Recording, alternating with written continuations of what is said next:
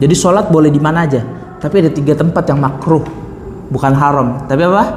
Makruh, tidak disenangi. Tapi sholat di situ ya harus. Dan kalau nggak ada tempat lain di situ wajib. Bukan makruh lagi, tapi wajib. Kalau misalkan nggak ada tempat lain lagi buat sholat kecuali di situ, maka wajib. Tapi alhamdulillah kita di dunia Allah ini, bumi yang Allah ciptakan luas ya, maka nggak ada alasan.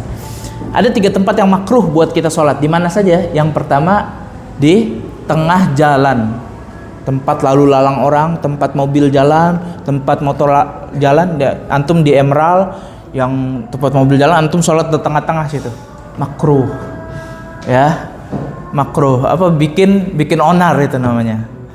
Yang kedua, yang dimakruhkan sholat ketika di gereja.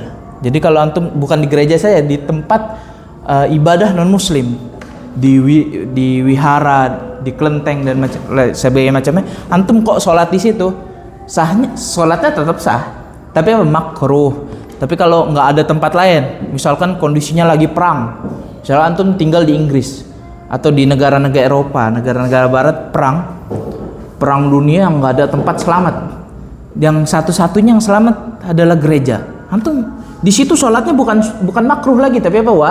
Wajib. Karena hukum ada, nanti antum kalau belajar usul fiqh ada muqaddimatul wajib. Jadi kalau antum untuk sampai pada suatu kewajiban harus melalui itu, maka hukum wasilahnya itu wajib. Misalkan antum nggak bisa sholat kecuali di gereja, sholat itu wajib kan? Maka apa? Sholat di gereja hukumnya wajib. Nah, tapi nanti ini jangan dipotong. Kalau di TikTok dipotong, nanti ada potongan hukum sholat di gereja wajib. Masya Allah, bahaya ini.